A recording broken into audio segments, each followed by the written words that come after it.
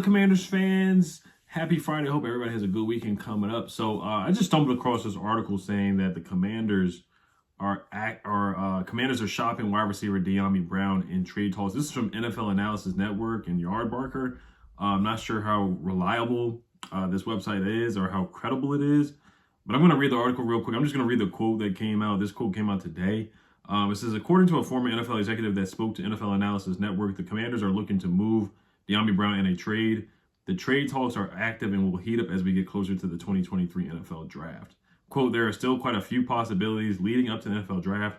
One name to watch is Washington wide receiver Dyami Brown. They're definitely open to moving him and calling teams actively, end quote. So this is a former NFL executive. They didn't put a name to the person or the source. Also, the article goes on to say a change of scenery would probably do Brown some good. He is at best the number 4 wide receiver on the depth chart. On the pecking order for targets, he is even lower down the totem pole. Right now, his tenure with the Commanders may be most known for drawing the ire of Detroit Lions wide receiver Armon Ross St. Brown. St. Brown was selected in the 4th round of that draft, number 112 overall. He remembers which players were selected ahead of him, and Brown was one of them. So basically, just throwing shade towards Dyami Brown as well in the article. And just don't forget that after that game, the following week, we played the Texans, or I want to say, no, it was 2 weeks after that. We played the Titans, I'm sorry. And Dyami Brown had his best game of his career. He had 2 big touchdown catches, one with a one-handed beautiful catch, and then one where he just ran past the defense and got a really nice touchdown. So, I mean, the talent is there for sure, but this wide receiver team, our wide receiver core is just really loaded. So the article does have truth in that. I mean, after Terry, Jahan, and Curtis, there's just not a lot of targets to go around. That's the thing with Cam Sims, too. I think that's a big reason why he left. And I'm not, banging on the table to keep Cam Sims. I like Cam Sims, but there's just not a lot of targets to go around. Now, depth is a concern. Curtis had a very healthy year last year, which I was happy about, but you just never know. Jahan Dotson missed a couple of games last year. Dyami had to play. And I thought Dyami did a good job stepping in that Titans game. And I think they're going to try to pass the ball a little bit more. Last year, we were just a run-heavy team. When we beat the Eagles, we ran the ball a lot and targeted Terry. When we beat the Falcons against Marcus Mariota, that was a run-heavy game. The Texans game where we blew out the Texans, that was a run-heavy game. So there was a couple games that we did play last year. They were run-heavy games. And then the Dallas game, the last game of the season, we only threw the ball 19 times. The Browns game, Carson was just awful. And quarterback play was a part of it too. Like Dyami Brown, his development, his game is running a deep route, a go route. And if you don't have the quarterback that can maximize him, then yeah, he's really not going to be that valuable to your team. Now, there was just a video with him working out with Sam Howell. Of course, their buddies both went to North Carolina, played together, had a great chemistry there. So that's kind of telling. Now, they still could be shopping him anyway, even if he was working out with Sam Howell. But, who knows how truthful this really is. Now, if you trade Dyami Brown, you're really not going to get much in return. You just saw what Brandon Cooks just got traded for, later round picks. There was reports about DeAndre Hopkins. He would only really get later round picks in return as well. So you're really not going to get much. I mean, maybe you get like a 7th round pick, or you have to trade Dyami for another player. You just do a player swap, basically. You just trade him for another guy who hasn't worked out somewhere else. Who's not really getting a lot of playing time. So, I mean, that's all the value you're really going to get. But, yeah, if you want to maximize Dyami, I mean, I think Sam Howell would be the guy to do that, get him the ball down on big plays, But he made some big plays. Like, he's shown potential.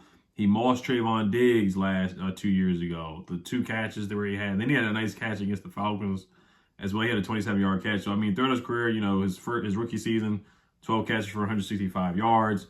And then this past year, 5 catches for 143 yards. So not big numbers at all. And he is the 4th guy on the depth chart. Now, if you trade him, then you definitely have to draft somebody in the later rounds. You would definitely have to bring in another receiver or sign another receiver, especially a punt returner, kick returner kind of guy. But yeah, we are loaded at the wide receiver spot. That's probably our strongest positional group. I mean, defensive line, other than the defensive line, it probably is our wide receiver core. I think we have the best trio in the division for sure with Curtis, Terry, and Jahan.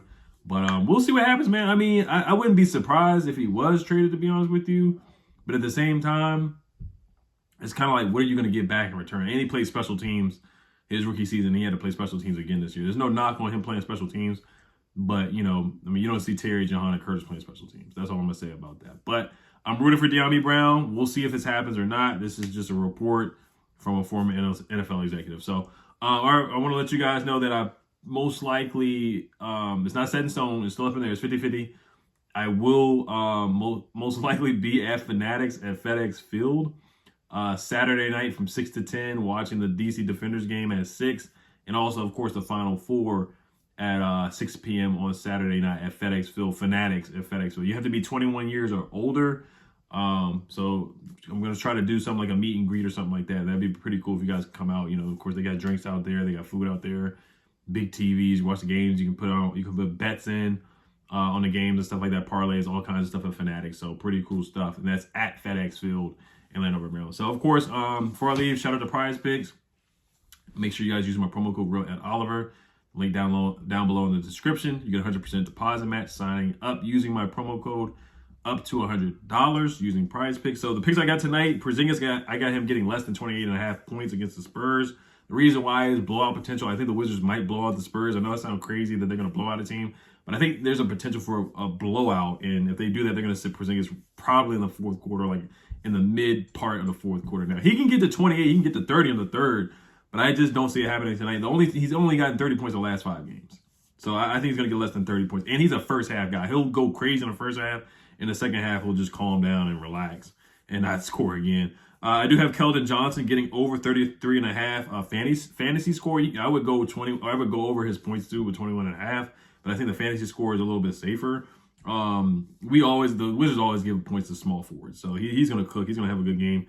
And then Dylan Dessou from the Texas Longhorns, I got him getting over 13.5 points tonight in the Sweet 16. So he's hit in the last 4 out of 4 games. 4 out of 5 games, he's had over 13 points. So I think he's going to do it again tonight. So all right, you guys, Health Commanders. You guys know, let me know what you guys think. Health Commanders, have a good weekend.